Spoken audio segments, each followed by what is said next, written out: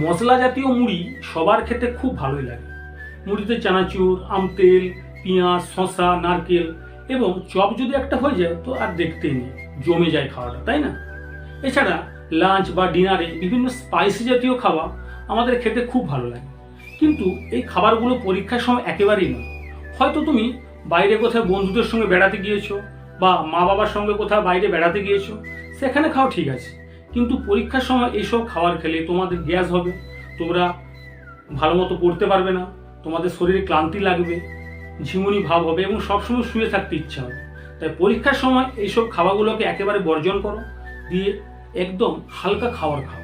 দেখবে তোমাদের শরীরও ভালো থাকবে, তোমাদের পড়তেও ইচ্ছা হবে। কারণ মানসিক ও শারীরিক তোমাদের যদি দুটো দিক ঠিক থাকে তাহলে তোমরা কিন্তু পড়াশোনার ক্ষেত্রে অনেকটা এগিয়ে যাবে এবং তোমাদের পরীক্ষা অনেক ভালো হবে।